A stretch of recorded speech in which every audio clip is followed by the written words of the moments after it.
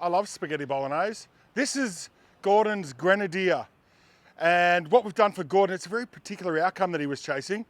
But just really quickly to brief you, we have done lithium under the floor here, storage in the back, we've got Starlink, we've got fridges, we've got workspaces, and I'll show you what that's all about in a second. But I just wanted to cover the outcome that Gordon was chasing because it was really, really important. It's really important for me to understand what you want to achieve so I can guide you in the right direction. My team and I, we're bloody good at this and we've been doing it a long time. Call if you need support.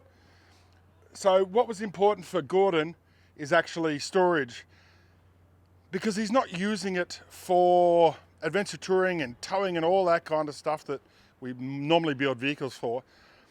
This vehicle is about supporting his daughter's activity, and particularly horse riding. So Gordon takes his daughter horse riding on the weekends. They get out to remote locations. So what we've had to do is we've had to provide power and communications and even a little table that he can work on his laptop and remain connected. I think he might be a bit of a workaholic, and that's cool. I love the dedication. So what we've done, we've put lithium in the car. I'll take you around there in a sec. But starting here, this is RV Storage Solutions fridge stacker combo. So Dometic fridge on the left-hand side, that's a drawer fridge. It's only a tiny little drawer fridge. Come and have a look, Panch. Because Gordon and his daughter are not using this for weeks at a time out in the bush or whatever. But this is why it's actually called a fridge stacker combo, is because we have heaps of storage space. I don't know if Gordon's going to put bales of hay in here, but for sure there might be horse paraphernalia, saddles, whips, if you know what I mean. Pantry drawer. This might be a workspace for Gordon to tap away. This might be a workspace for Gordon to tap away on his little computer, you know, being the small business owner that he is. So storage, really, really important. In my own vehicle, it's almost the same width. I use this for all my camp kitchen stuff. So it could be a filing cabinet, it could be whatever you like, small foodstuffs, lots of little things, whatever. Collapsible, cutlery, utensils. That's what I've got in my car.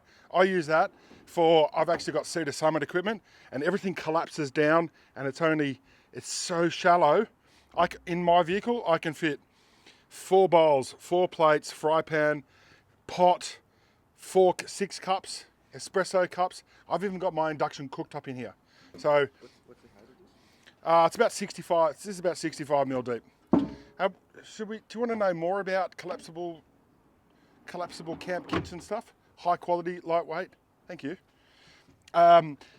So this is only quite a shallow drawer system. In my vehicle with the 40 litre fridge, it's 90 mil taller. So the compromise here in this system, if you want table, right, pantry and table, that's great. You're going to lose depth. You're going to lose depth in the drawer. If you don't need that, you're going to get effectively a much deeper drawer system. So we'll push this away. There's a little latch on the side here. You can see it. Yep. So on the side here, come in here, Pants. We've got 12 volt outlet, so SIG plug, and we also have a high power outlet. Do you know what that's for? It's for power outlet stuff. On the side here, Gordon, this is where your fuse box is. So accessories, DC outlet, and refrigerator. So they're just typical blade type fuse. So if you've got any challenges, that's where you need to look. There's also a bit of drawer space in there too, by the way. Like there's a bit of a cubby hole, I suppose. So if you need to store stuff in there that's chains, I don't know, to go with your whips. I don't know if that's a thing. On the left hand side here, we have a Starlink outlet, because it was really important for Gordon. It was really important for Gordon to remain connected in those while he's waiting for his daughter or whatever. And you can see down there you've got a high power outlet. It's 100 watt, 24 volt USB-C, and there's also USB-A there too. Please don't plug your iPhone or any other phone that's designed for 12 volts. Don't plug it into there. And that's why it's hidden. It's down there because, like, have you ever heard an electrical system, like electrical thing, fail? It often just makes a pop, and then that's it, and it smells really bad, right? Don't plug anything else in there apart from your Starlink. We didn't mount the Starlink permanently, so we've just given him the USB to barrel connector cable, and here you go. Yep. So that's the Starlink cable. So this is the OEM cable. We supply these. So USB-C to what you call a barrel connector. So that's the barrel connector. That's the genuine Starlink one. So you can just plug that directly in. There's a switch there, as you saw. So do I need to say again? Please don't plug anything else into that. It's going to be expensive for you, and I've warned you. So that's cool. Around the front there, you can actually see there's a 375 watt inverter in the back there, and that's a Victron inverter. It's actually accessed from this side. You turn it on from this side down here, and then on the other side, that's where you can plug your devices in. So you've just got to flip the chair down and plug your gear in. And I feel like I've lost my mic. I think I've lost my mic. Hang on. I bloody lost my mic, man. Shut up, Grenadier. So, okay. So underneath the seat here, we've got our battery brackets that the team, it's bloody beautiful, really. The team designed, we designed together. And they're getting more popular, and we're shipping them all around the joint. So here we have our Red Arc 50 amp DC-DC charger. All the cables coming in, everything's properly chafe proofed, heat shrink. It's really quite a neat job. And the team also cut these the right length, so it all looks kind of uniform. Starting from the passenger side here, we've got the solar MIDI fuse. We've got the main MIDI fuse, that's power coming in to the device. Auxiliary power at the back there. We have got the rear power outlet, and we've got the inverter here. So if you ever have an issue, this is where you can basically you can look at it from Gordon. So there's actually two brackets here. There's the lower mount here that mounts the Alpha 50, and then there's also the top mount there that mounts all the MIDI fuses. And tell me, are you guys fans of Red Arc? Do you think it's good equipment?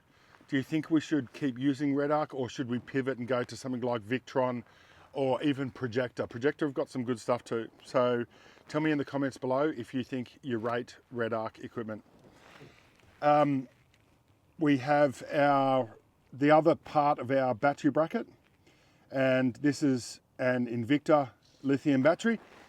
It's what? 120. I beg your pardon, didn't I say that? Sorry. Invicta 120 amp battery. So that's all of our bracketing system. We've built that. We're thinking about actually making this a kit. So with all the cables, like a proper harness to do, and you can install it yourself. Do you actually think there's value in that? Would you want to do it yourself if you can't get to us? We ship stuff all around the planet, so especially if you're in the USA, is there value in this for you? If you're in the USA, do you have the second battery as standard from INEOS? I'd be interested to hear your feedback there, because I don't know truly how different the vehicles are in the USA or even in Europe. So I think it's a very, very neat job. There's a shunt down there as well, so that just monitors power coming in and out. Custom mounting. There's also a custom mounting system in there. Smart shunt, you can connect to it with your phone, so you can actually monitor the power consumption and it'll give you depth of discharge and what you've used and all that kind of stuff. So that's a fairly simple build for us. It's all about Gordon getting a fabulous outcome for himself. FYI, and a question, all this plastic stuff in here, it makes things much harder to work on, all that plastic stuff. If you're a Grenadier or a quartermaster owner, have you left this stuff in there or did you pull it out? Let me know in the comments below, I'd really appreciate it. Let me know in the comments below too if you think I'm full of shit. Let me know if you think we could improve the content that we're producing or the quality of the videos. Or let me know if you think what we're doing is a great thing. I really appreciate the feedback, and it's the comments and the engagement and the questions. That's what keeps me motivated to keep pushing on. Thanks for tuning in. You're awesome.